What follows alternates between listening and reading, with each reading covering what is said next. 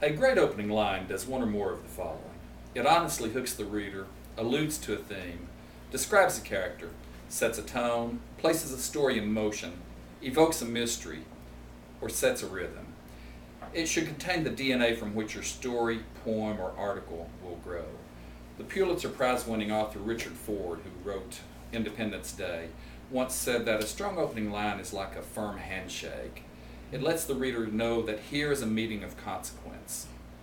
This something to come will be important to you.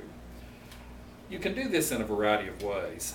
Consider the great opening lines that you've known. These are in our subconscious for many of us in the Western world especially. In the beginning, God created the heavens and the earth. It was the best of times, it was the worst of times. Call me Ishmael. These are phrases that have become part of the language for a reason. And when you think about what they do, consider them one by one. Take Call Me Ishmael, which leads the list, many lists of people's all-time favorite opening lines. Call me Ishmael. It's intimate. Call me Ishmael. It's friendly. Call me Ishmael.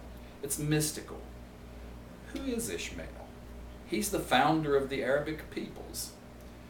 He's a character in the Bible. He was an outcast. He is a mysterious name from a culture that most of us are not all that acquainted with. This was a perfect opening line for all these reasons. It takes you by the collar and says, "Come with me." Or take this line from Jane Austen's Pride and Prejudice. It is a truth universally acknowledged that a single man in possession of a good fortune must be in want of a wife. Think how that line works. The soul of that novel is contained in that line. This is a novel of manners. It's a novel of a genteel people. It's a novel of people with wit and smarts. It's a novel of irony. All of this is forecast in that first line. The soul of the author is in that first line. The tone is established. And yet, there's a tension there as well. A man in want of a wife. What will this story entail? It must be about courtship and marriage. You can imagine great drama ahead. And of course it is great drama, if in kind of an understated English countryside sort of way. Or take Thomas Pynchon's Gravity's Rainbow, the opening line which goes like this: "A screaming comes across the sky." This is a very different kind of world, and yet there's tension, there's tone, mood, all established in that first line. One of my favorite opening lines is "They're out there." This is the opening line to King Kesey's novel, One Flew Over the Cuckoo's Nest.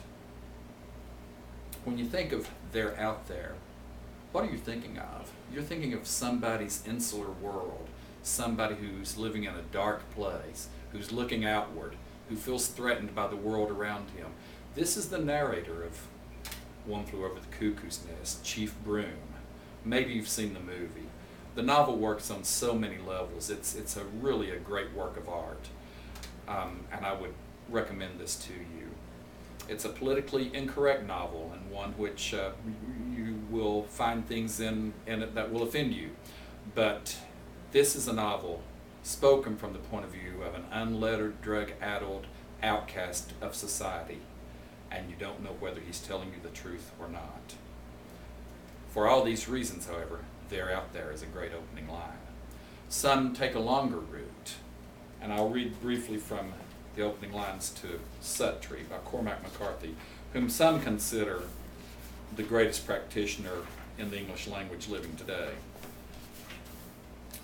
"Dear friend, now in the dusty clockless hours of the town, when the streets lie black and steaming in the wake of the water trucks, and now when the drunk and the homeless have washed up in the lee of walls and alleys or abandoned lots, and cats go forth high-shouldered and lean in the grim perimeters about, now in these soot-blacked brick or cobbled corridors, where light wire shadows make a gothic harp of cellar doors, no soul shall walk save you.